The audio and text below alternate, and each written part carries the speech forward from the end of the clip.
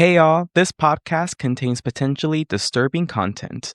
Our show includes graphic references to topics such as sexual abuse, self-harm, violence, eating disorders, explicit language, and sexual acts. Listener discretion is advised. This show is for mature audiences only. Good morning and welcome back to another episode of the Queer LBC Podcast. I'm your host, Nino. My pronouns are he, him. Thank you for asking. I have with me here my fabulous cohorts. Yo, it's me, Christoph, your city top liaison. My pronouns are he, him, and that motherfucker. Dr. Mikey here, your local licensed and practicing therapist for entertainment purposes only. My pronouns are he, she, all of them. Welcome back, everybody. Today is a special freeballing episode because we don't have any plans. So we're just going to talk about whatever the fuck we want to today. What's your queer joy been like? You guys been watching Drag Race? Do you care? I don't give a fuck about. No, About nothing. About nothing. But now I've been watching, this is called Drag Race. God damn it. Drag Race. Yeah, Drag Race has been good, but I haven't watched the previous last week episode. But I like how they did the new setup of like how it's bracketed.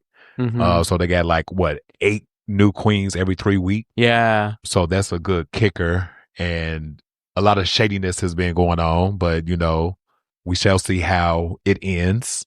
Hopefully soon, I think we'll see the semifinals when all the 3 brackets will come back. Yeah, this Friday is when the semifinals are announced because this is the end of the 3rd bracket. Oh, okay. Yeah. Oh, so I'm gonna miss 2. Oh, you're 2 because I didn't see last week, and I'm not gonna probably see this week. Oh, I'll be up in that good old last week of Pride Month. I'm going to San Francisco to celebrate. That's cool. I've never been to San Fran Pride. Right, me either. So I've been to San Francisco Folsom. Oh, I think that's okay. right. So I'm gonna try to compare cherries to apples. Yeah, no, girl. Who are you going to be a big group? No, just a couple of friends. Yeah.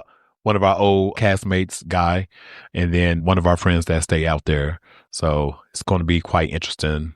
That's to cool. say the least. So That's I'm really excited cool. for that. So I may not see that episode until. Probably not. What part of the hood are you singing? Your guess is better than mine, bro. Mm. I don't even really know. I just, booked the flight and said, fuck it, where we going? Yeah. We'll see where we sleep. Because I forget what part of the town he stays in, but I think it's usually like on the other side of Castro. Oh, okay, so okay. not in Castro, but, Mhm. not too far. There's like the Mission District, which I think is really close to it. That's what I want to say. But yeah, the Drag Race, I can't wait to see how all the 3 brackets are going to come together and gag to see who they go against now. Yeah. So that's kind of the reason I want to see that, just to see like, oh shit. Mm-hmm. Other than that, yeah. Yeah. I'm watching Drag Race. I love Drag Race. I think it's just so entertaining. And I really love this new format. And it's straight friendly. It's just fantasy football, apparently. Barf. I never understood that whole bracket thing. I'm like, that's not an accurate way to see who's the best. It's not. I'm like, that's so based on chance. If 2 queens battled each other and they weren't, you know what I mean? It would all come out different. But that's neither here nor there. Did you do anything else from Pride? No, I just did Long Beach Pride, and I did Pride in Queens, New York, when I was there. Haha, yes. And What was that like? It was cool. It was packed. There was a lot of people. Oh yeah, you went to Stonewall Inn? I went to Stonewall Inn too. That was really fun to see the historical part. I think I talked about it like last podcast. Oh yeah. They got me a hat, y'all. They got me a historic Stonewall hat. I love my gay memorabilia. Right? It was really cool. I liked it. But my queer joy has been Drag Race. I really enjoy the shadiness, even though I don't want to experience it. I know the shadiness that was the queen mistress. Mm-hmm. Dude, like that just rubbed me the wrong way. But I guess it makes great TV. It does. Secondly, but like I hope that person knows that karma comes back to you. Yeah. So I think that once she goes with this new bracket, all hell gonna break loose. Mm-hmm. Yeah. I can't wait to see who's gonna come back as whoever the judge picks up and tells like, oh, well, you've been chosen to come back and fight your way back to the crown. Mm-hmm. That's gonna be exciting to see. I hope one of them is what's the trans girl? Carrie. Carrie. Carrie Colby. Yeah, because she was actually good. And then it was I wonder who would you want to come back in the first bracket? The first bracket. I don't know. My top 3 got into the first bracket because I really like Bosco. Bosco was good, yeah. And then the new one that got eliminated first, what's her name? I can't remember their names. Yeah. I'm bad with these queens. Yeah. To be honest, like, first bracket was so long ago, I don't even know who was in it. Look, I'm about to start watching it again just to get a fucking memory. Tragic. I know. And what's been your queer joy lately? I have no queer joy. I'm just queer tragic. Queer it's emo. like too much. It's too much for me. No, it's enough. No, it's fine. No, it's been weird. No, it's okay. I've been up. I've been on a roller coaster of emotions. I mean, how can you not be? I mean, that's also true. Well, it's been different because, like, what was the last thing? So I feel like so we went to the No Kings protest. Oh, yeah. I don't know if we updated the last time. No. It was before that, right? Yeah. We went to the No Kings protest in Long Beach, and it was pretty freaking epic. I mean, it was nice to be part of the biggest protest in all of United States history. Right. Nationwide. Mm-hmm. Which I would assume that would be world history. I mean, they don't do world history anymore. Especially if it's not for them, it's not going in the books. Right. Well, it was cool. It was actually really nice going out there and seeing all the people who believe in the same thing that you do and like realizing, you know, like you're not the only person out there who like doesn't want to see like people torn apart from their families. Yeah. Right, exactly. So that was nice. It was also nice that like there was zero police presence that you could like notice. Yeah, that's true. I mean, I definitely felt like I saw a couple undercover cops walking to the parade. Just like on the sidelines? Not even close to the parade, just like kind of like in the area when we were walking. Oh, okay. Like I would just see like random like low-key men with like ugly skinny sunglasses and black shoes and like one thing in their ear. You're like, you look lost. Oh, okay. I'm like, you shouldn't be on Broadway, sir. This is not your hood. This is not your hood. Like, what's up? And then I've been off of work for like the past like 2 weeks. So it's kind of just like, I don't know if I'm going back to work. But then I am going back to work.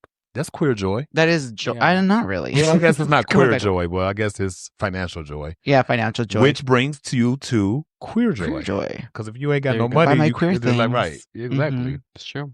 But yeah, it's, to speak about the No Kings protests, it was good to see how all the cities, a lot of the major cities have had that No Kings protest. And then to see how there was probably, I don't know how many, but I seen the photo of DC, Mm-hmm. the White House, when it, for his, that, whatever the fuck he called it. It was very miserable. Oh, yeah. Everyone looked bored. Bored and terrible. Yeah. So sad. Right. Like a military parade? Right. His ode to North Korea for some reason. Because we need to watch them. Yeah. Like, I know what the damn tank looks like, Right. bitch. The Right. fuck? Wasted goddamn time and money. But it's ridiculous. But you're over here like flaunting your imperialism that has like caused so much harm around the world. Mm-hmm. Very sad. Mm-hmm. Very obvious. Yeah. And, oh, yeah. Did you see the Hetero Awesome Fest? Oh, in Idaho. It's like same vibes. God. Same vibes. And that was in Idaho, That's of all so places. So, stupid. like, Yeah. you would think that it would be Everyone? more of a success. But people like, why the fuck would I want to go to that? Yeah. The fuck? Women don't like men anyway because Right. y'all are fucking tragic. Either pick the man or pick the bear. Uh-huh. And all the women was picking bears. Yeah. Like, I can get that motherfucker bear some honey and he'll be all right. I remember. You know, if I tell a man, like, no, then I Yeah. might lose my life. Mm-hmm. I think it's interesting that they put so much money behind it. I kind of was just thinking, like, what were you expecting? Like a huge crowd of like straight men only? Because then that would be gay. Because no women are like, I'm so proud to be heterosexual, or not Yeah. any that I know, really. Right. I really don't meet like straight proud females. I only meet straight proud men. And I feel like from the pictures I saw, it was just like a bunch of dudes, like a bunch of random men. Yeah. Right. It was very sad. I'm like, They probably just had a Good. circle jerk and called it a day. Good. Y'all wanted a straight pride. There you go. So much, right. Disappointing. I should have sent that to my cousin because my cousin once back in the day, he sent me a post being like, why is there no straight pride? And I'm like, oh my God. Well, one, there is. Yeah, it's every day. It's literally every day. But I saw at that festival that this musician got up and he did a song about a trans man. Did I you see heard. that? Yeah, and then they kicked him off the stage. What? Like, how do Yeah. you book an act that isn't even like proud to be straight? I know. Or like trans friendly? Like, Well, I mean, to be proud to be straight, I guess you don't have to shit on other people. that is true. That is true. They're not one and the same. Maybe they were just trying to be like, we are actually just proud Yeah. to be straight. We're very happy with it. We don't mean no harm to you guys. No, that's fucking stupid. Yeah, no. I'm glad it flopped. Yeah. Very sad. And now we're going into war with Iran. Oh my God. But yeah, I'm kind of like over this whole like sleeper cell thing. Like after people are being abducted in the streets by fucking men in fucking masks, and do you think I'm gonna be upset that Iranians are going around shooting people? Right. Like, if anything, I feel like they're more justified. Okay. Like, if I heard that was an Iranian sleeper cell, like, woke up and went and did whatever, I'm like, well, maybe we shouldn't have bombed the fuck out of their country, idiots. Anyways, I saw that. That's ridiculous. I don't know. I don't know either. No one knows. It's all about, I mean, war brings profit because it puts the community at fear. So now people are like, oh shit, now I gotta buy this. Like, make sure I have everything in order, this, that, and the other. Mm-hmm. But also they're making money because, government is spending money on getting money back and forth. It's all a fucking plot. Yeah. No, it's true. That's the name of the game, right? Like, right. Through all these ICE raids, who's gotten rich? All these people who own the the correctional facilities, right? The jails. All the 1%ers are making money off the ICE raids, off this war. Like, it's just like all about fucking money, and we just need to dismantle all this fucking bullshit and start off fresh. Mm-hmm. I mean, they're just stealing people to turn them into slaves, essentially. Yeah. More money. Like, it's ridiculous. More profit. Like, what do you need that much money for? Right. And then you see this old stupid motherfucker Bezos fucking renting out Venice. I'm confused by that. The whole city? How does that? That's why I don't know. But I seen that post. There was like somebody made a big post. It was like, if you have enough money to rent out Venice, you can pay more taxes. You can pay more taxes. Yeah. And then the cops came and so they not even having that shit over there. They were like, what the fuck, bruh? That's such a pussy mentality. Like, I'm a police officer and I have to protect the billionaire's feelings. Right. I mean, shit, that's the name of the game because them motherfuckers is paying their salary. Fucking sad. No, we're paying their salary. Exactly. It's coming out of our taxes. That's true. That's true. What's been giving me queer joy is seeing all these videos of people standing up to ICE and telling them to get the fuck out of the place. Oh, you see the one in Bell? Which one? Bell Gardens. Like Bell Gardens. Yeah, what was the situation? I'm not sure. So ICE came and was kidnapping people, and the people of Bell just came out and showed out.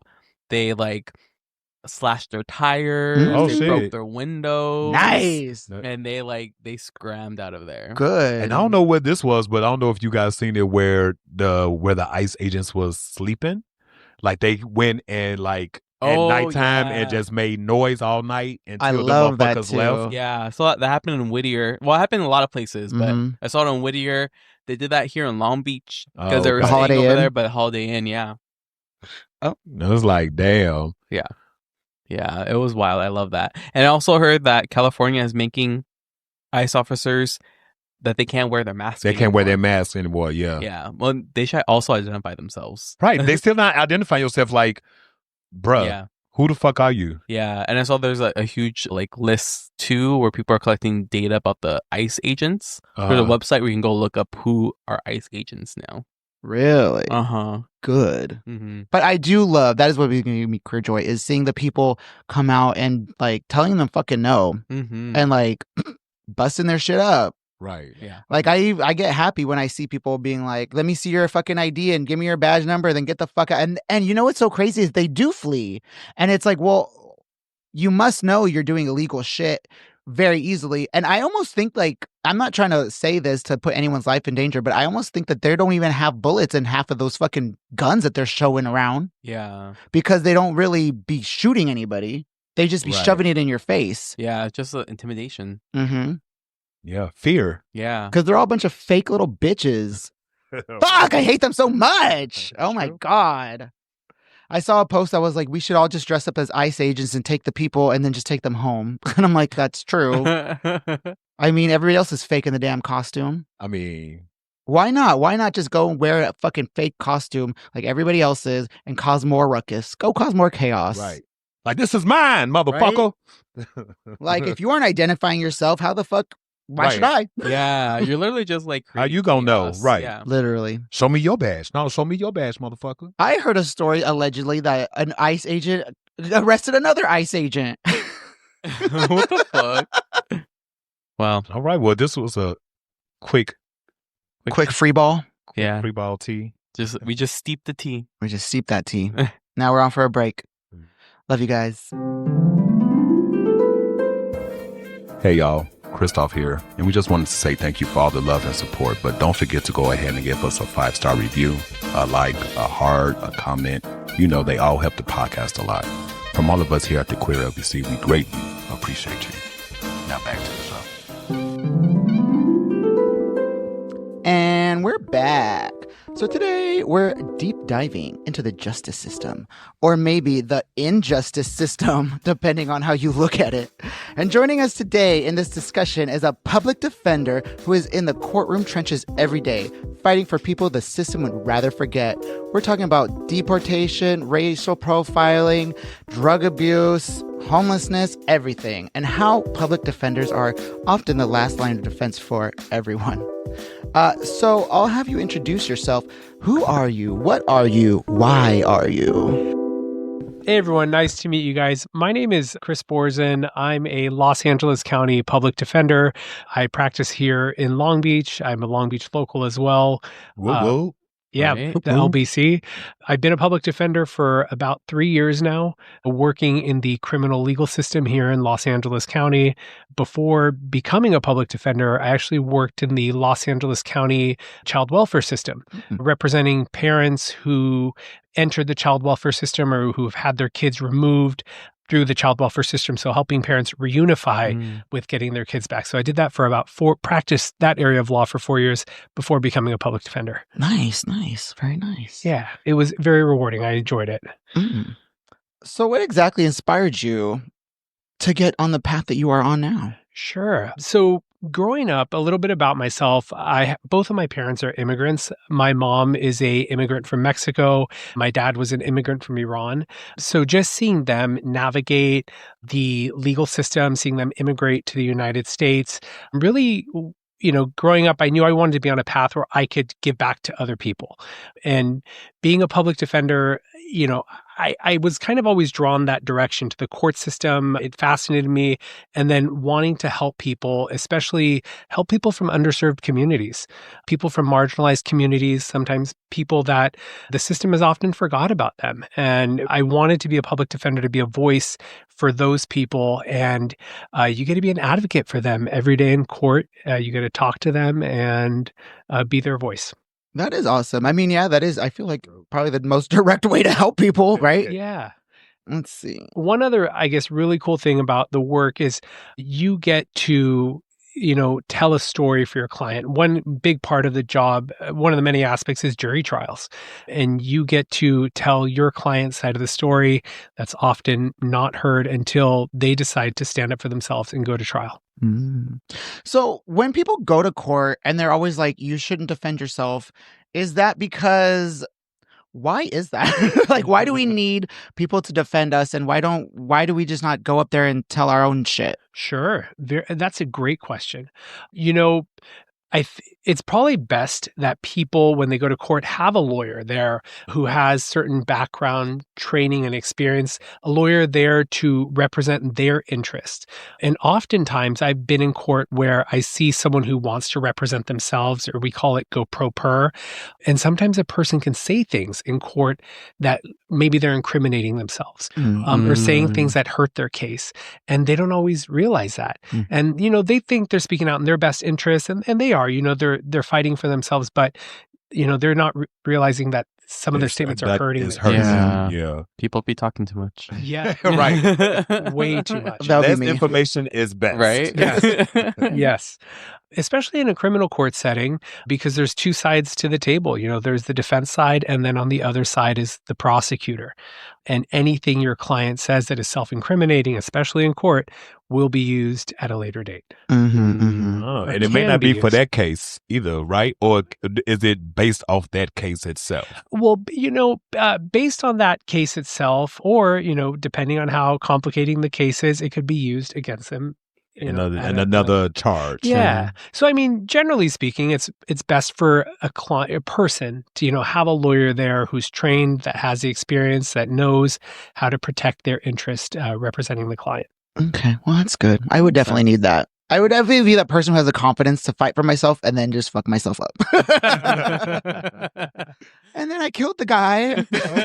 Wait, damn it. But it was cool. But I wanted to touch on something. You said you started off with the child welfare before becoming a public defender. Yeah. What made you want to switch into regards of being a public defender? And being a public defender, a lot of people get a lot of, I guess, understanding that this a job that people don't want to do. Yeah. And, one thing I love about being a public defender and even a court-appointed lawyer in the child welfare system is I get to represent my clients. I get to advocate for them at no cost to them.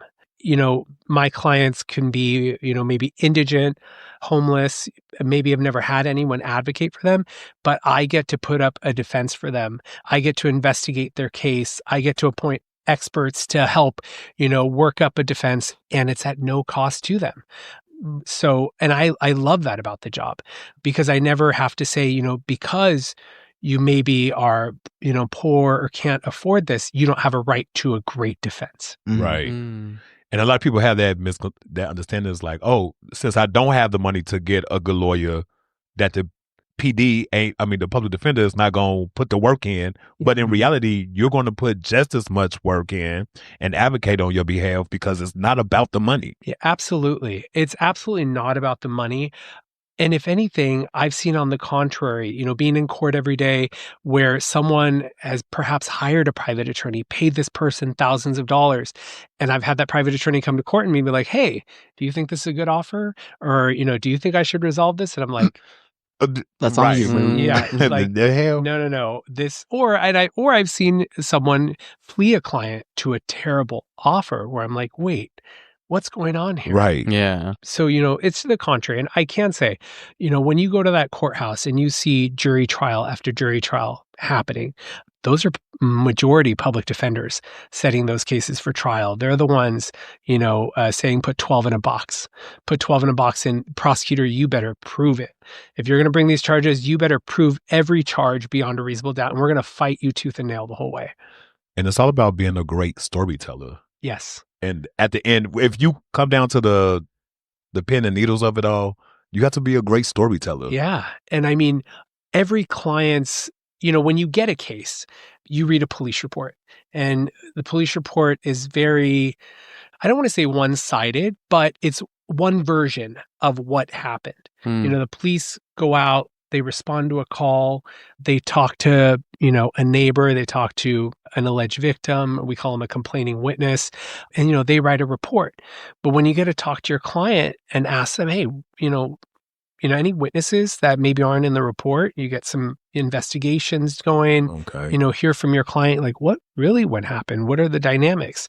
You get to tell your client's story when you go to trial. Nice. Yeah, I feel like I also had that misconception going back to what you guys were saying about public defenders being like alleged, like not good, because I just assumed the same thing, like, oh, they're free, So that means bad.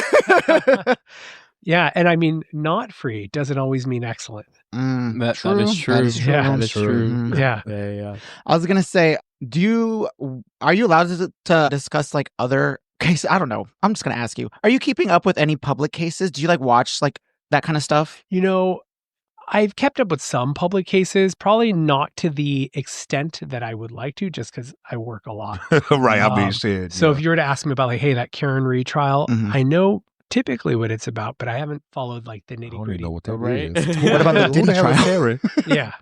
Well, I think you know about the Diddy trial. You know, I've He been said that's out my wheelhouse. I don't know Yeah, about all that. I've been keeping up and just hearing the testimony and, you know, what's been said about the Diddy trial. I wish it was televised, but federal court is not open to the public. That's another question I have for you, sir. Yes. How do you get cameras in the court and how do you not? And like, why did we get to watch all of the Johnny Depp shit that I didn't need to see? And why did we not get to see other things like Kardashian drama or something like Yeah. that? So one, I guess, simple answer to that question is federal proceedings do not have media access or are not televised. That's why you see cases like P. Diddy's trial. That's in a federal court. You know, it's not televised by the media. There's no cameras allowed in the courtroom. But when you have cases like Johnny Depp's trial that's in a state court, a different, we call them jurisdictions, a different type of setting or jurisdiction, those jurisdictions allow, you know, media presence, they allow cameras. So that's why some cases can be televised and some can't. Wow. Okay. Good to know. I've always wondered, I'm like, why am I seeing your nonsense? Yeah, that's why in a lot of federal cases, you'll see there is those cartoons. Those cartoon yeah. sketches and You whatnot. know, drawing like Cassie Ventura upset on the Mhm. stand, Right. you know, but we don't see the actual live play-to-play. Okay. And I also am curious on like, I feel like they dismiss like evidence so often for like stupid reasons, even though it's like clear evidence. Like they'll have a video of somebody like literally beating the shit out of someone and be like, well, we've dismissed it because they gave it in here. I don't know. You know what I mean? Like, how does Some. that work? Sure. So, I mean, before every trial, especially jury trials, you have to go through evidence. They're called motions in limine. I won't get too much into the legal jargon, but the judge has to decide what evidence the jury gets to see and hear. And based on, you know, whatever arguments are made and there's rules of evidence, the judge can exclude certain evidence based on, you know, certain reasons. You know, it's, you know, the jury shouldn't hear this. It's too inflammatory. We call it prejudicial. It's not relevant for the jury to hear. You know, the jury doesn't get to hear everything under the universe if it's not relevant. If it's not relevant to the case, because they can picture that person in a negative light, even though it has nothing to do with the charges made against them. Exactly. No. Yes. So not everything, the jury doesn't get to hear it all. Mm-hmm. If But not, tell the whole story. yeah. Right. If not, I mean, maybe a 1 week trial could turn into a 3 week. That's right. Yeah. Yeah. And the jury is probably like, why am I listening to this? This has nothing to do with the charges. Exactly. But yeah, so I mean, that's why you sometimes won't hear certain piece of evidence in the trial because not everything gets to come in. Yes. Now, do you have come across a lot of LGBTQ plus cases as a public defender? You know, yeah, I have a lot of clients, especially I practice here in the local Long Beach area that are, you know, part of the LGBTQ plus community. That's something, you know, when I'm talking to clients, I always, you know, want to inquire, especially clients that are in custody, because if we have clients that identify as part of our community, we want to make sure that if they're in custody in jail, that they're safe. You know, that they're being housed in the proper, you know, they have in LA County, they have housing units based on different divisions. And there is an LGBTQ population in the LA County jail. Okay. Yeah. And sometimes for clients' protections, because you don't want to mishouse someone and then they could be harmed. And right. Yeah. So you do oftentimes have clients that are part of our community. So that's always I wanted to know, because I know a lot of people don't want to be upfront with their sexuality or their sexual orientation, but especially if you're going into the legal system, it's something that you do want to make sure that you let your lawyer know so that you are placed in safety. Yeah. Because if you don't, and then you know, Because I've heard of the gay tank. I've heard people say this. Like, I've been put in jail, but I was put in the gay tank, aka like segregated because I'm gay. And I was always wondering how true or not that was. Yeah, I don't know if a tank per se, but that was a term that I heard. yeah, but there's definitely housing units and some for LGBTQ populations. Yeah. I can tell you, especially for clients that identify as transgender, we want to make sure that they're in a population where they won't be harmed because I've, had clients that were misclassified. Perhaps if they were biologically born a male or female and then presenting as the other gender, you don't want them to be misclassified and then be hurt later on. Yeah. So you want them to be protected. So that's always something upfront, we're looking for. Interesting. That makes me feel like more comfortable to want to commit crimes. Just kidding. So have you seen anything different now that this second Trump era has gone in? Is anything changing for you? Is like the laws changing? In terms of, are we talking more like immigration wise? A little bit. Everything. Yeah. I mean, so everything's under attack. I could see a lot more fear with this current administration, and specifically for our immigrant communities, especially having clients of different legal statuses that need to come to court. They're ordered to come back to court, but there's this fear of, if I come to court, am I going to be, detained by ICE? Yeah. Is something going to happen to me? And it's a righteous fear. Just, we know what's been going on. We see people being literally taken off the streets by ICE. So it's trying to reassure clients, we see you, we hear you.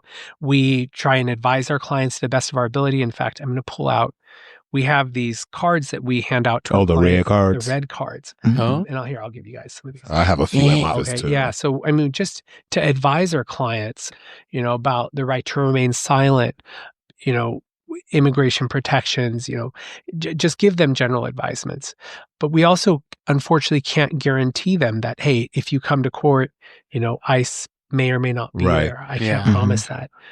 Because I know, I'm sorry, real quick, because I know some federal offices are deemed to be private property depending on the jurisdiction, but like with a federal court, and since this is happened by federal aspect, are they able to go into federal courts? So, ICE, being that they're a federal agency, right? I would imagine that, they're not prohibited from entering another federal building. Right. Yeah. Similar to how ICE is a federal agency, they can still enter state courts. Like, your local courthouse, maybe in downtown LA, like Criminal Court Building, Clare Justice Phillips, or Long Beach, Georgia Duke Majan, they can, enter, those courthouses. I'm not saying it's right or, it's unfortunate, but they're able to. Oh, go ahead. No, I was. Wait, did you have something else? No. I was going to say that people have the right to kind of like be scared to show up to court, because we've seen people get snatched up and detained outside of court. Even that judge is like arrested for. Yeah. So when all these basically, I don't know, would you consider them illegal arrests? In terms of what's happening, it's very unfortunate. Whether they're lawful or not, it's such a complex issue. But I don't, in terms of my opinions, seeing these officers masked, not identifying themselves, no Miranda rights, not giving their badge numbers. I think it's, it creates a big distrust in the community, because who are these people? Who are these officers, quote unquote, arresting people? Where are they taking them? How long are they being detained for? Do these officers have a warrant? We've seen actual credible stories of citizens being arrested by mistake because they're not verifying who they're just snatching off the street. So let's say you are a citizen who gets arrested. Can you now sue the state or something? I would imagine you have a right to file some sort of lawsuit. You're having your freedoms restricted by the government unlawfully, especially if their basis for their detaining you is, we think you're undocumented, and guess what? We didn't confirm that. Right. Before we put you in handcuffs. Literally your job. Before we held you in restricted And your freedom. custody and everything like For- Because to me, it For just kind of that. seems like, how can you actually hold these ICE officers to account?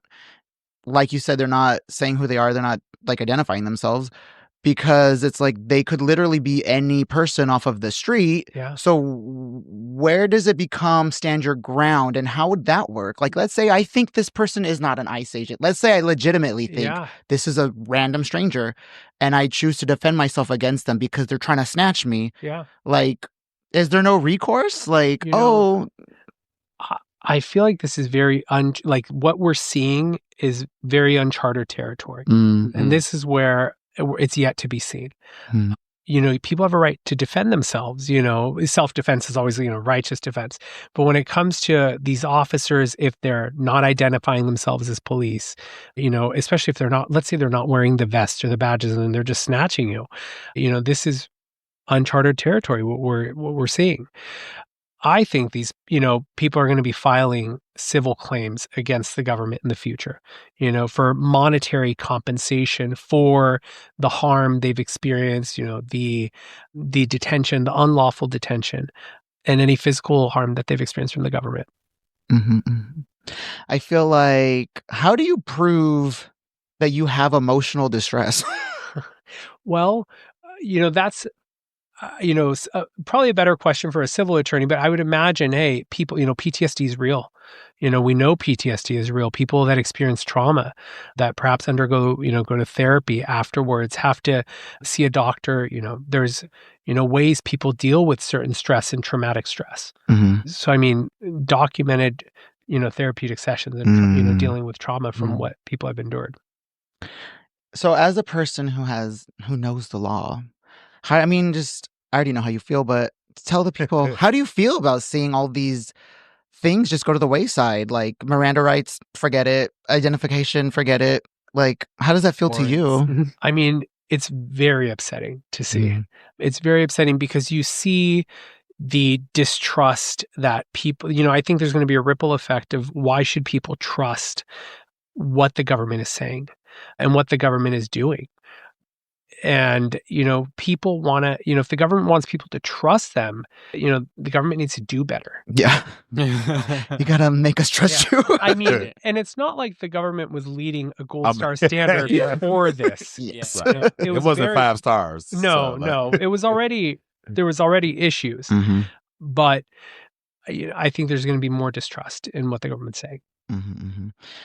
So I feel like I feel like I see a lot of posts claiming, I mean, I don't know how real they are, it's the internet, but a lot of posts claiming like these are fake ICE agents, and like there's lots of stories that I hear about people who pretend to be ICE agents and then taking people and doing God knows what. Either like I've heard people getting raped, people just being beaten just from randos pretending to be ICE. Yeah.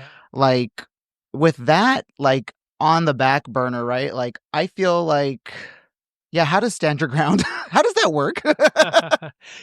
So stand your ground really is this concept of, being able to defend yourself, defend yourself from if there's some sort of, threat or credible threat. What's happening again with these ICE agents, and whether some of them are real ICE agents or not, again, it's such a unique situation where I feel like this is yet to be seen. I think as time passes, we're going to see more investigations done into these arrests, and time will tell that, what injustices have been committed. The truth always reveals itself with time and more deep diving into the truth. And is California a stand your ground state? Is California a stand your ground state? That, I don't believe so. And I even think the Trump administration recently has said, I want ICE to focus on particularly democratic cities. Sanctuary Right. cities. It's punishing us. Yeah. He already came for Long Beach after we became the sanctioned city. He was in LA County per se. Him and Newsom, he was like, oh, I'm coming after y'all. And then that's basically how all that started.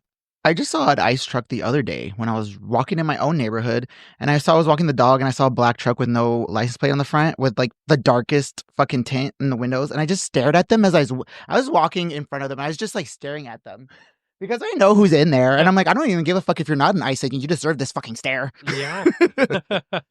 But so let's say you are a citizen, and you've seen these like videos of citizens defending against ICE. Yeah. Is that legal? So, legally speaking, any type of police investigation that's ongoing, whether it be ICE or local law enforcement, unfortunately, if you, as a citizen, non-citizen, or as a person, intervene or interfere with a police investigation, the police may have a basis to arrest you, depending on that type of interference. And I mean, we see a lot of people standing up for our immigrant brothers and sisters that are getting just snatched off the street, Right. and, putting themselves on the line there. It's very noble, what they're doing, but they, there is a basis to arrest someone for resisting arrest or interfering with a police investigation. But with the key word, a police investigation, Yeah. a notified police Right. that's badged, identified. So, like, even with that being said, it feels like almost like a contradiction because, like, some of these agents isn't identifying themselves, one, as a federal agent. Mm-hmm. They're just, like, blindfolded, no badge number, no police number, no name, no nothing.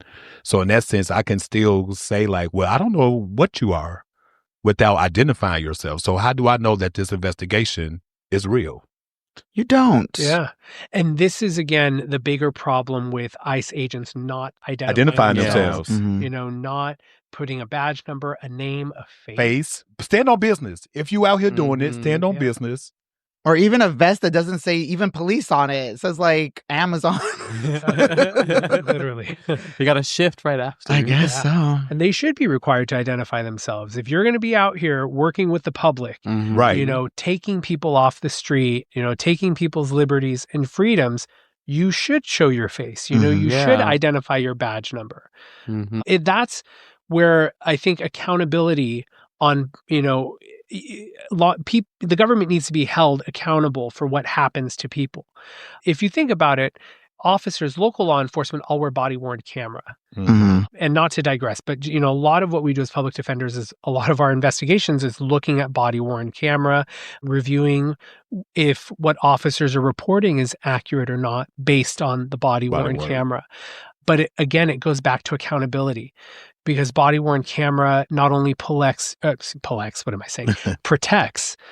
public, but it protects police officers. It protects everyone. Mhm. So it goes back to accountability, and that's where I think it's missing with these ICE agents.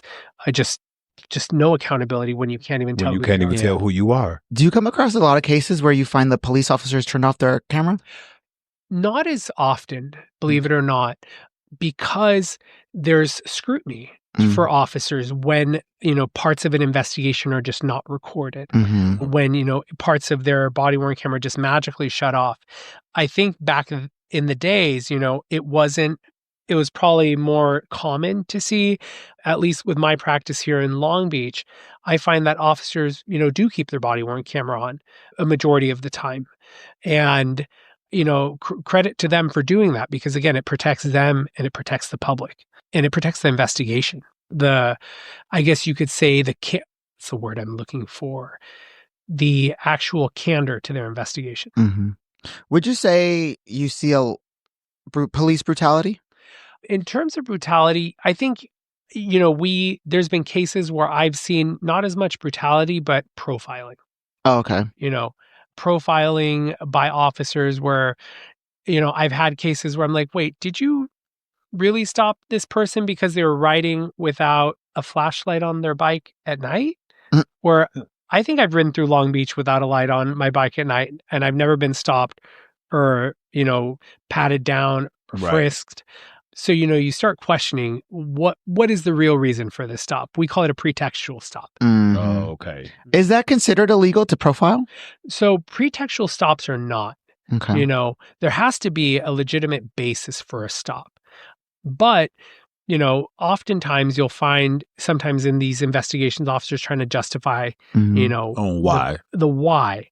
But if you think back and look at the bigger picture, sometimes a report may say, yeah, I stopped this person because they're riding a bike on the sidewalk without a flashlight on the bike at night. But we know, if we know something. You're like, this is a black man. But then also they can also claim it's for safety reasons. Like, I don't want this person to get hit by a vehicle. So I stopped them to be like, hey, like, you should have a flashlight. So like in that sense, like almost like the devil's advocate. Like, you know what? I want for your safety. I pulled you over. Even though that may not have the conversation goes. But like, I think officers can spin it like that in that sense. But what always gets me is when the pullover then leads to the patting something down. Different. I'm going to pat you down. Not only am I going to ask for your identification, I'm going to now pat you down. And now I want to search your backpack. And will you let me, they're asking a bunch of I was questions. like, are you here for my safety or are you just why did this go from stopping me for not having a flashlight to needing to search all my property? This escalated to something so much more. Jefferson. No, I was going to say, if you had to tell like residents or like citizens, like in regards of when they should be able to reach out versus like reach out to, like legal assistance, what would be your take? Or like, what's your like go-to, like, hey, like you really need to reach out to what legal aid, a public defender? I know you guys work hand in hand with legal aid? So we'll work hand in hand with legal aid in certain aspects. Like the public defender's office has like record expungement clinics or services like that. We sometimes don't get to meet a client until that first hearing when a charge has been filed or charges, and we meet them at the arraignment hearing. That's generally when we first meet a client. Oh, okay. But in terms of just clients and, things people and what they could do if they're ever stopped by the police or there's an investigation. Well, one thing I always tell clients, anyone, is you have a constitutional right to remain silent. If an officer is asking you questions, what's in your bag? What are you doing? You could say, I want to remain silent. I want to talk to a lawyer. And, officers may still continue with their investigation, but your own incriminating statements don't need to help them with their investigation. Because they can hit you with that one question that's going to make you answer something. They're like, yep, gotcha. Yeah. And, one thing I always share with clients is I've never seen someone get unhandcuffed because they chose to talk to the police. Sometimes, I've never like a client that's already handcuffed in the cop car, and then it's like, officer's like, hey, if you talk to me, we'll make it easier for everyone. I've never seen someone get unhandcuffed because they're like, all right. You were right. Yeah. Let me let you go. This is just general knowledge, people should know. You have a constitutional right to remain silent. And, you say it politely. I'd like to remain silent, officer, and I'd like to wait to talk to an attorney. Right. You don't got to be an asshole about it. No. And, fuck you, pig. I'm keeping my mouth shut. No. Hey, say like, And because I think as difficult as it may be sometimes, like the more calm, polite, and even respectful you are, no matter how frustrating that situation is, you keep it in control with your demeanor. And then it's, I want to remain silent. I want to talk to my lawyer. Yeah, because I see a lot of videos of people who are being like, I guess, harassed by officers, but then they get like really quick and like aggressive back, and I'm like, I don't think that's a smart plan. Does that make you look more guilty, like by being like aggressive? Yeah, and I mean, I get, I don't want to say no one should ever be upset with officers. I can only imagine how difficult or infuriating it is. And maybe this person, it's been their 10th time stopped by the police, or, this is a routine issue, unfortunately, because we know, racial profiling and policing exists, but it's always a matter, I think, of how we control ourselves, how we control our demeanor. The one thing we are able to control about this situation is ourselves. And then I want to remain silent. I want to wait to talk to my attorney. And, you'll have your moment to talk to your lawyer, tell them everything that happened, and save it for court. Say that there'll be a right time to share this with the right person. Okay. Do you notice like certain demographics of people having the same kind of court issues all the time? Like, are they constantly being arrested for the same type of things? Like, let's say, let's say you have a group of, I don't know, Hispanic people. Are they always getting arrested for one thing versus white people who are not getting arrested for the same kind of crime? No, I'd say, crime doesn't just, doesn't just target one demographic. Mhm. You'll have people that are arrested for domestic violence. Mhm. Domestic violence goes across the board for all demographics. Similar with, driving under the influence. It doesn't just affect one demographic of people. I will tell you, though, I'll have clients that are maybe experiencing homelessness. Mhm. At higher Homelessness, rates. and you'll see that a homeless population, some of it struggles with mental health or substance use, and you'll see a reoccurring, unfortunately, revolving door sometimes of a client who is struggling with addiction. Mhm. Right. And it's a matter of really getting this certain demographic connected with services. With services. Yeah. Services in place so that we can start addressing the root of the issue. Mhm. Now, I'm glad you brought that up because I do know that that's a very common thing. But unless that person, because can the courts mandate rehab? Yeah. So the court itself can say, as in terms of like, for example, if you're pleading a client, if they're negotiating a resolution, part of the terms of the resolution through negotiating with the prosecutor, if the client is on board, hey, we can do treatment, rehabilitation treatment. And sometimes, however, if a client then abandons treatment, there could be That consequences. Consequences for leaving a drug treatment facility, a rehabilitation facility. I will say, though, that the law over the last 10 years or so has continued to evolve. I think there's been an acknowledgement that we need to be able to provide people with rehabilitation, with services to address these underlying issues. Because before it was, straight to jail. Right. Just lock them up and... Yeah. And you can't incarcerate your way out of homelessness. You can't incarcerate your way out of mental health issues or substance use. Yeah. So I guess you could say the law has evolved for the better in that respect. But there's still a lot of work to be done in what resources are out there because it's still very limited. There's not enough resources. I mean, there are, but in terms of for the amount of people that still need help. That needs to help. Yeah. But I also think taking into account like people's demographics going into it and their finances, right? So like someone who was on house is probably going to be sent to like a county rehab, right? That whereas more low costs, where the care may not be as good, Right. too. So I feel like socioeconomic status plays a role in it too. Yeah. Yeah. And that's an interesting point you bring up. A lot of clients that sometimes I've encountered, I'll deal with may lack essential things like an identification. Yeah. Or they've never even been connected with Medi-Cal or Medicaid. Mm-hmm. And thankfully, once we do get them service connected with an ID, Medicaid, we can then get them into some sort of treatment through, even if it's, they're using government insurance to help them with treatment, that's an option. Yeah. Do public defenders do work, like, let's say I have a problem. And now, is it just like you take on cases of like criminals, or do you take on cases like I need to sue a bitch and I don't have a lawyer?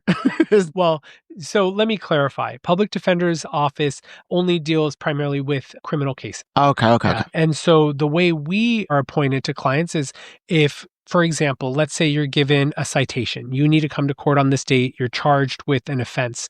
On that first date, if you're out of custody, you'll walk into court, and if the public defender's office is able to accept appointment, which most of the time we are, unless there's special reasons why we can't, then you'll meet your public defender on the day of that first court date. If a person is arrested and they're brought in through LA County Sheriff, they will, public defender will be right there at that window when they come into the arraignment room in Long Beach. It's Department 1. You'll meet your PD right there at the window, and to be the first point of contact once you get there. Well, since you brought that up, is that why like the judge shows came about due to civil cases not having people able to like bring these cases forward? Are those even real? The judge shows? The Judge Judy? Yeah.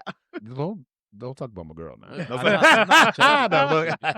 But no, like, you know what I'm saying? Because if it's a civil case, if I want to sue a bitch, like you said, like, how am I going going to go about that? I can't go to the civil courthouse and be like, hey, I want to, they can be like, well, I guess you can bring that case there, but like. Yeah. I think civil's different than criminal. Because civil is like between two people. Right. And criminal is like between the county. See, right? but what if I I'm over don't? here. Right. So, I guess to make a distinction here, criminal proceedings, there's a constitutional mandate under the United States Constitution that says a person brought to criminal court, is accused of a crime, has a constitutional right to have a lawyer appointed for them if they cannot afford an attorney. Yes. Those same protections don't extend in civil proceedings.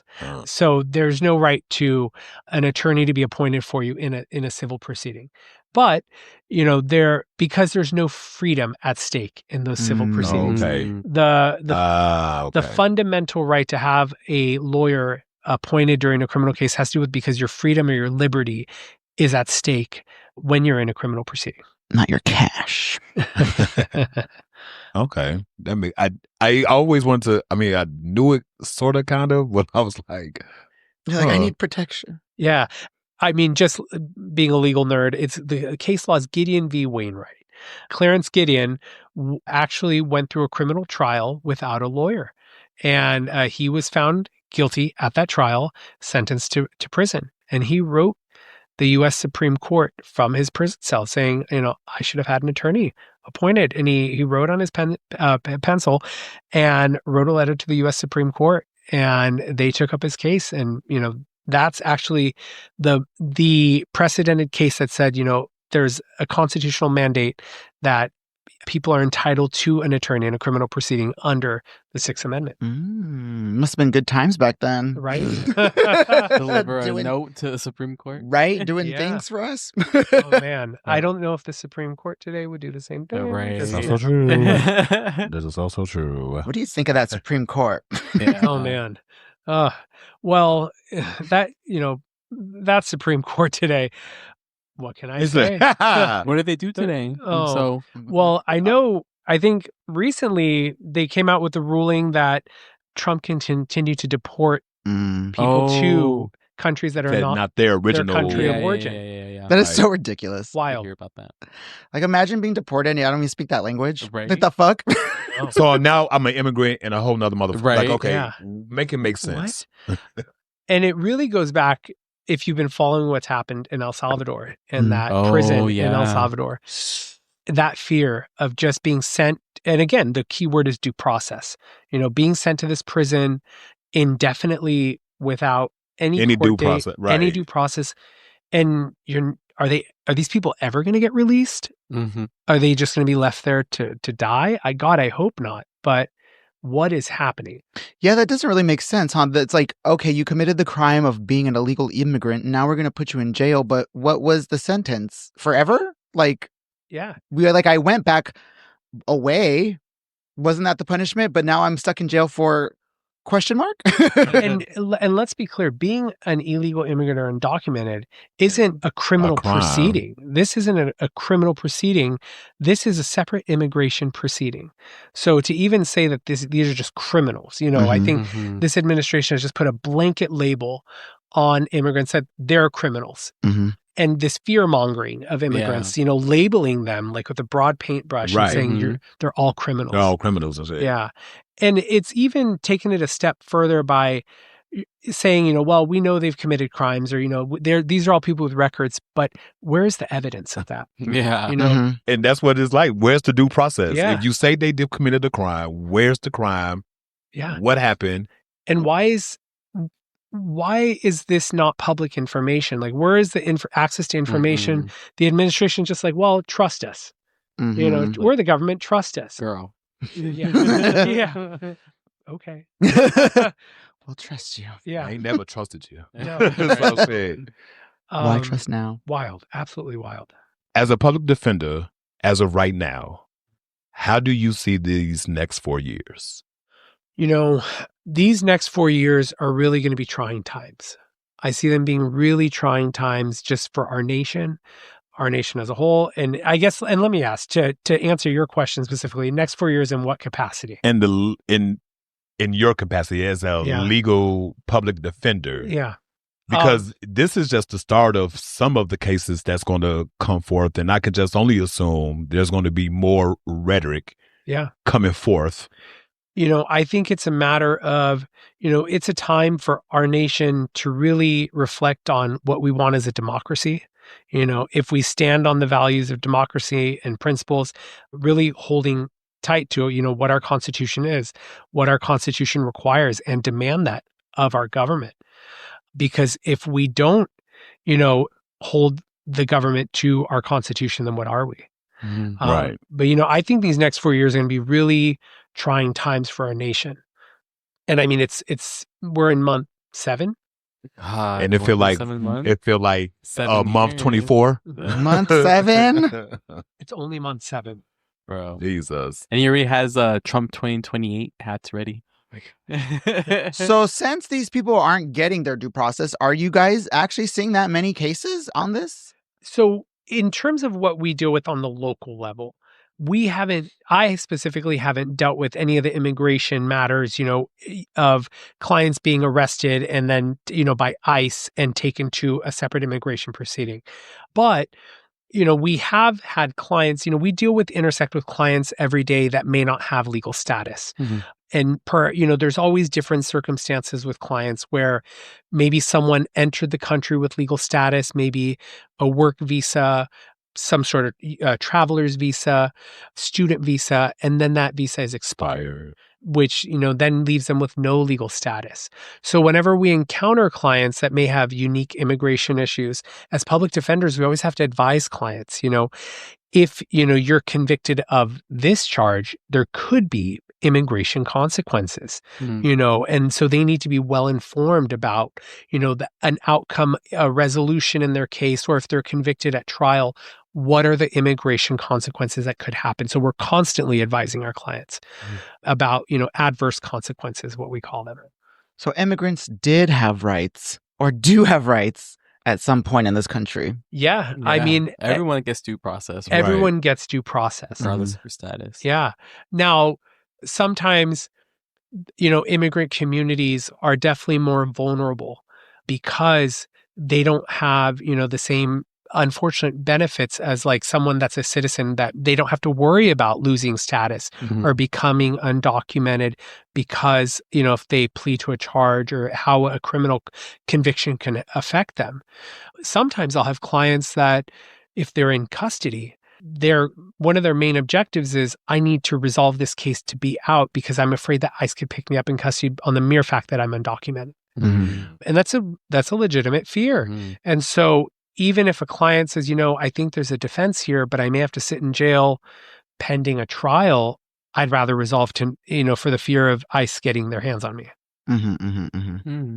Because they can't really go into the jail cell and take a motherfucker. Well, right now in LA County, at least, their ICE and the police agencies are two separate agencies. Right. They don't cooperate hand in hand.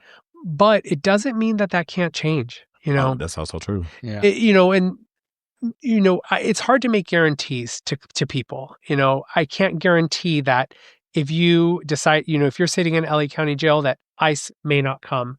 Because they do whatever the fuck they want these days. So, like you say, it's like we're entering uncharted territory. Yeah, we really are. I mean, I don't know if people ever thought there'd be a day where we'd see ICE patrolling the streets of Los Angeles. Yeah.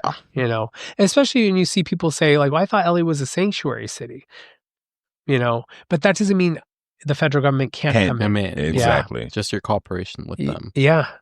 Yeah. Have you seen a huge impact? Because I know you said you worked with people who are unhoused. Yeah. And I know Newsom passed a law in which made camping illegal in places. So has there been a huge impact with that and what you've seen? There has been an impact. Each city will have different municipal ordinances or, codes or statutes in place that prohibit camping in certain areas, camping in parks. And so there was a point in time where we would see an increase in case filings, loitering in the park after hours is what they call it, or, camping in public spaces. And, after Gavin Newsom passed that ordinance, we were seeing an uptick in these types of filings. But on the alternative is, well, what's going to be the solution? Because, Right. okay, so you arrest someone, they could sit in jail X number of days, and once they're released, They're homeless again. Yeah. it's really a matter of, getting people the resources they need Right. so that they have the tools to, get out of poverty, find secure housing. But we did see an uptick in those filings. Mhm. That's crazy. Yeah. Because it's like there's no public land for me to go live. Right. Like, so you have to purchase your living Yeah. at some. Yeah. And if you don't, like, I don't understand how that. Like, I can't go into the woods Yeah. and just live there because someone's going to be like, this is my property. Yeah. Everywhere is someone's property, right? And this true, is sir. where, we have to reinvest in our communities with housing, low Yeah. income housing for our homeless population or houseless population so that, we can provide them some sort of pathways to Right. reintegrate Yeah. into the community. Do you find that a lot of things that you come across in your work have to do with like a lack of resources? I think, a lack of resources, first starting with housing, Mm-hmm. a lack of perhaps just general knowledge, perhaps, a person didn't have a strong upbringing coming up. So now as they got into adulthood, there was like an unstable foundation that led to homelessness. Trauma. Yeah. A lack of resources when it comes to addiction Mhm. and being able to understand addiction and tackle that before entering the criminal legal system. Mhm. So, I mean, there's just a lot of resources that people still need just to survive Yeah. in the city, in the county. Yeah, because even if a person goes to rehab and you complete that, you're not like you was in rehab. So like I haven't worked on housing, Mhm. Yeah. but like you know what I'm saying. Like so it's like that I'm just resource sober and is there. homeless So, now. like now I'm Yeah. sober, but now I want to like now I'm about to be released. Like so Yeah. like how do I start that process? Yeah. But then it's like the housing market fucking sucks. So it's just Yeah. like, well, now you got to be on the list for 17 goddamn Yeah. years. Mhm. I will say one of the programs that is more recent in the criminal court system, we have different diversions. Diversions are where if clients participate in treatment, rehabilitative services, they could possibly earn a dismissal in their case, avoid a conviction, and then continue to be connected with services while they're on diversion. So that when I practiced in adult misdemeanors was one of the, bigger programs that I would always try and connect clients with is rapid diversion, because you would have the ability to connect clients with a residential drug treatment program relatively quickly. If they were in custody, you could get them into residential treatment within a 1 to 2 weeks time span. Once they were in residential treatment, they could be there for 90 days, and then they would be connected with outpatient services, a sober living. And it was amazing where you could see clients go on this trajectory upwards. I can tell you where I've met clients on day one, you could tell, the effects that substance use has had on their body, the clarity in how they speak, even just their appearance. And then as they've continued into rehab and been successful, how you see that client's, appearance change for the better. They've sobered up. They're able to maintain a conversation. They're speaking with so much more clarity. And then the best part is when you see client complete diversion, they've earned their dismissal. This is something they've worked really hard for. Mm-hmm. And then they get to walk out of that courthouse avoiding a conviction because they've entered and completed rehabilitative treatment. Nice. And put that work in. Mm-hmm. And it's, addiction's tough. Yeah. And sometimes you'll have clients that, maybe they will enter treatment, they'll fall off, and then, re-enter again. And it's really comes back to talking to the judges and the prosecutors. One thing I always say is if addiction was easy, everyone would get it right the first time. Mm-hmm. But relapse is a part of recovery. Yeah. You can't expect people to go into drug treatment and just gold star right away. Right. It's a lifelong, Battle. Yeah. Even after, I always, encourage clients, you continue going to your AA meetings, your NA meetings, you have to have they have those tools now to identify what are their triggers. If they feel like they may use or relapse, what are your triggers? What are your coping tools? So, they build these tools and you want to be able to help them, Mm-hmm. as they progress in life. When you have like one client let's say they go back into the system, are you constantly there? Are they constantly your client? Do they see different? So it's possible that you could get, the same client again, just based on where the case is assigned, depending on the courtroom, or a colleague will get, assigned the client. But one thing I love about the work we do is all of my colleagues and I are really close. Like the public defender's office is such a close-knit family. So when we get cases and we say, hey, I think you maybe have worked with this person in the past, I could automatically connect with, my colleagues and say, you know what, we know this person. This is, the tailored services they need just based on the past history that we know of their case. So we're always helping each other out with, clients that maybe overlap into different courtrooms. Is it like an intimate thing with the client? Is it you get to know them, or is how is that with a client? Yeah. So, great question. With my client, it's a professional relationship, but, a lot of what we do requires building trust. You're dealing with people at some of the most vulnerable points of their life. I think it doesn't get more vulnerable than maybe seeing someone who's in a jail cell being accused of something.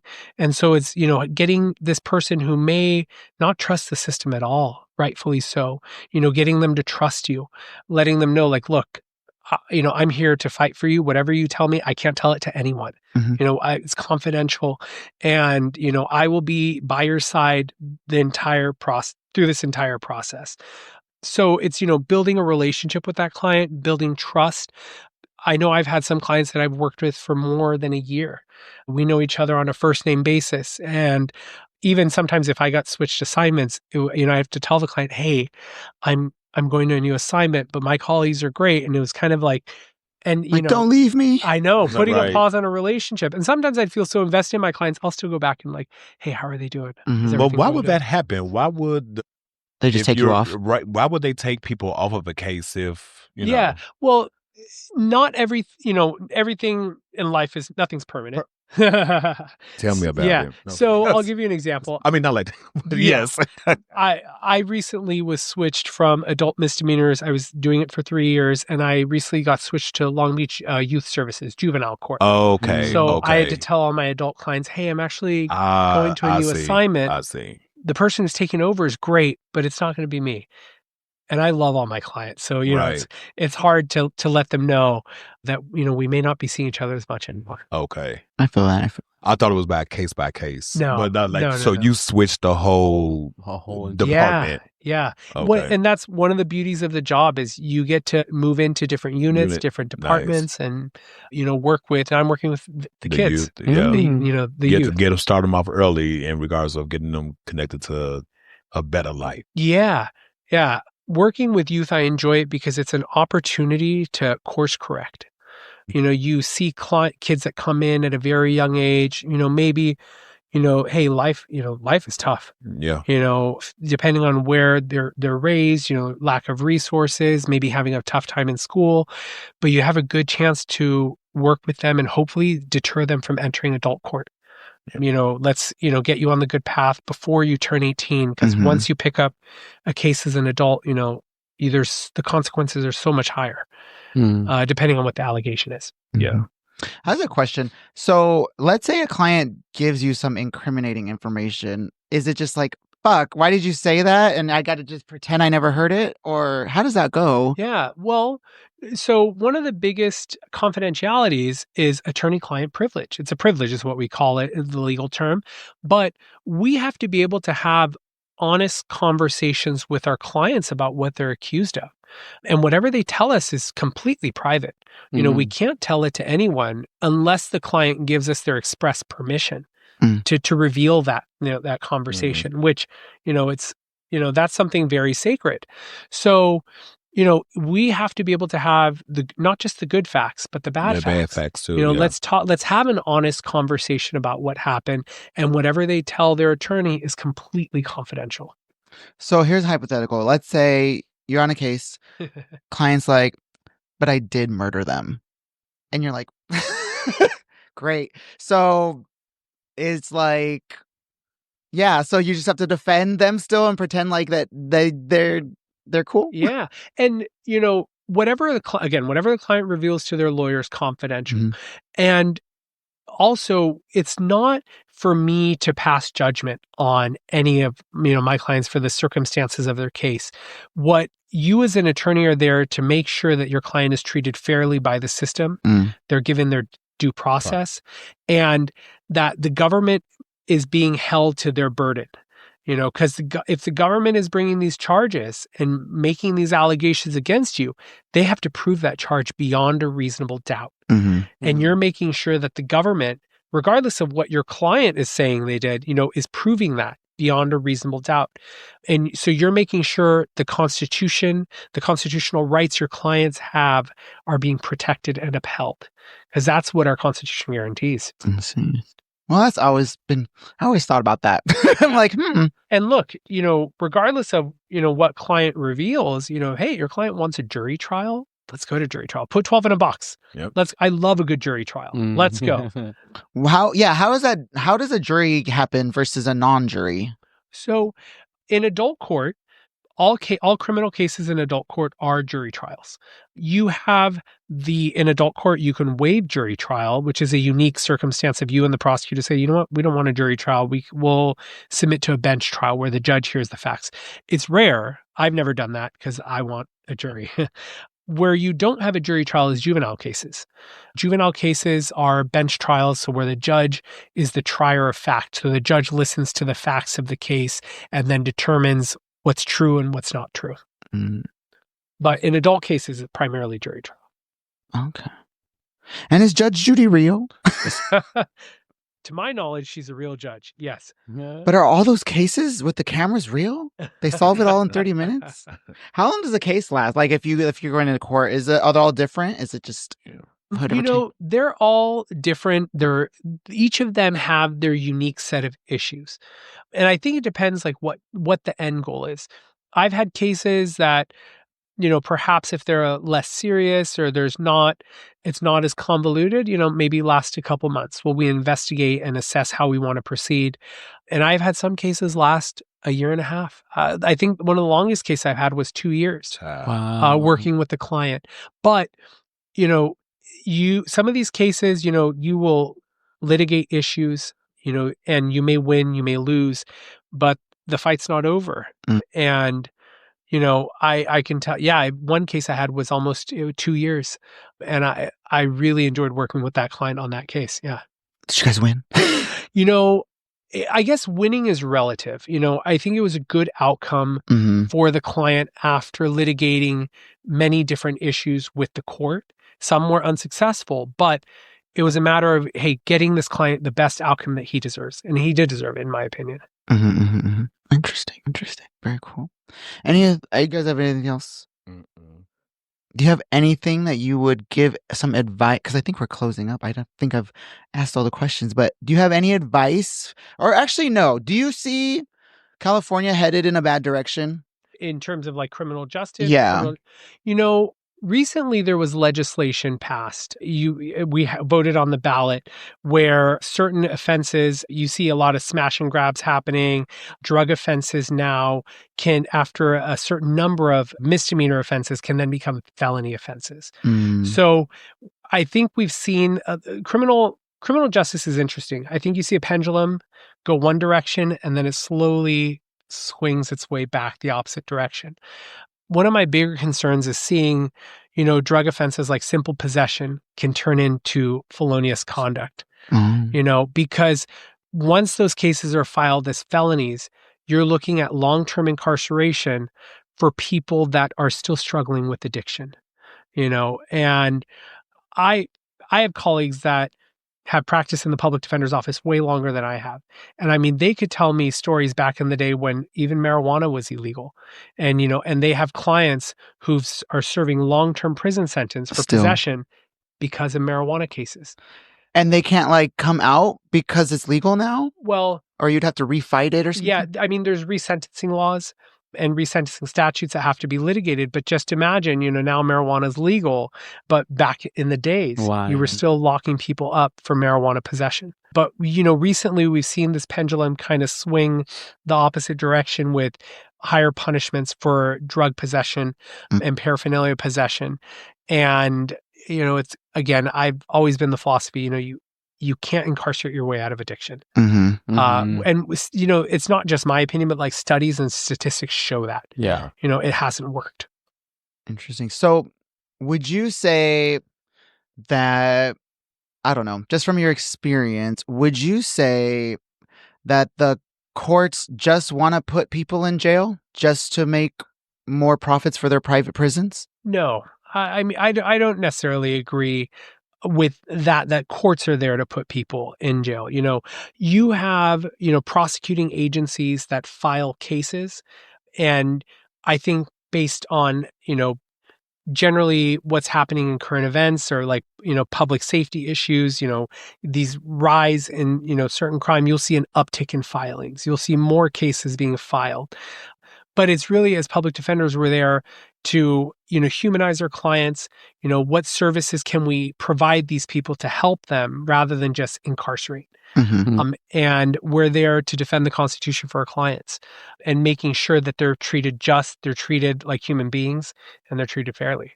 Because I just am such a conspiracy person that I'm just constantly like, oh, they're just trying to make everything illegal so they just can stock up the jails and create more human slaves. So you don't see that. Look, the school to prison pipeline yes. is real. We've seen studies and research on that. So I've always seen, had different schools of thought about certain demographics or people from certain areas or neighborhoods. Why are these, you see more filings from certain areas versus, just for example, in Long Beach, I'm like, I rarely see cases out of Belmont Shore. Oh. or Naples Island. I'm like, what's happening over here? Yeah. Do you think that's simply because the police presence is not there? I don't think perhaps those neighborhoods are nearly as over-policed as other neighborhoods in Long Beach. Yeah. And you see over-policing. I've never gotten a case from someone riding in Belmont Shore being stopped on a bike for not having their flashlight on at night. Yeah. So. Or public drinking. Yes. So I guess is just getting, what am I saying? So just having like a higher presence of police is just going to make a higher presence of chance of you getting arrested possibly? Potentially. I think there also has to be a public awareness of, what you're doing in public, where you are, and just being aware of your surroundings. But always remember, you have a constitutional right to a lawyer. You have a constitutional right to remain silent. There you go. All right. Do you have anything else? Any other legal thoughts, y'all? Any other questions? Do you have any? Yeah, one thing I will share on your questionnaire, you said, how can people, I guess, do their part or give back, something to that effect. One thing I always share with people is when you get that jury summons, don't throw it away. When you get that jury summons, fill it out. Take your time to go to jury duty. I can't tell you how important it is to have good jurors, allow clients to have jurors that are peers of their community. Because people that are willing to go listen, be attentive and, sit there and, listen to the facts, because treat it like, and I always tell jurors, the presumption of innocence applies to everyone, but the only way someone can get a fair trial is to make sure that they have a jury of their peers. And by peers, do you mean like directly in your age group, or like what does peers mean in this context? Yeah, peers, people that look like you and I. Okay. People that look like our clients. We want a diverse jury pool of our peers. People from all different walks of life, all different backgrounds. I can't tell you how important it is, jury services. And when you go, it's important to have jurors that want to be there. Yeah. Because I can't tell you how many times I've had a client where I'm like, this case means everything for them. A conviction and, maybe could result in them losing their job, losing their freedom, their liberty. And sometimes I've had jurors that are just like, yeah, I don't care to be here. Yeah. With that $15 a day, But it's not about the money. It's about your service. I mean, that's another, I would say that's a big incentive that people don't be answering those jury calls, because I'm not going to lose a day of work for $15 to save some jackass. I don't know. I mean, this is where I think also fault on our government for not paying jurors, for jury service every day that they're there, and especially a living wage for jury service. Yeah. That's a shame on our government. I mean, it is true. Because when people cannot afford to miss work because they can't pay their bills, they can't put food on the table. The cost of living is already high. Yeah, that's a fault of our government, because you can't have say, hey, we need good jurors out there, please come, and not pay them anything. Exactly. I mean, that's true. People can barely make ends meet. So that's you can barely get a good meal at In-N-Out for $15. Yeah. Maybe we have to put that on the ballot, right? But everyone go to jury service. Fill out those jury summons, treat it like it's your relative that, is there. That's how serious it is for a lot of these people. And, they have dignity, they deserve respect. And, the way we show them that is through jury service. Nice. Interesting. Any other legal recommendations for these people who are immigrants and scared out of their minds? It's such a loaded question. Just be diligent. Yeah, be diligent, be safe, as that's such a relative term. Be aware of your surroundings. If you're able, if you have, it's such a privilege to say stay home, if you have to work and put food on the table. But know your rights, you don't have to talk to any officials. You can remain silent. You can request an attorney. And yeah. Well, there you go, guys. Well, thank you so much for coming. It was very insightful. No, thank you for having me. What a pleasure. What an honor. So thank you, guys. Thank you for answering all our little dumb questions. Well, as not you can ours. tell, my dumb questions. As you can see, the public is very uninformed. Well, thank you for having me. What a pleasure. Thank you, guys. Well, thank you. Well, everybody, I think that was a good one. I'd like to thank our very special guest, public defender. Do you want to say your name? Yeah, for Chris Borzin. Our very special guest, public defender Chris Borzin. Thank you very much for joining us. I'd like to thank myself, Nino, Dr. Mikey, and Christoph, from all of us here at the Queer LBC. You're good enough, you're smart enough, and doggone it, people like you. Good night. Good night. Good night, Long Beach.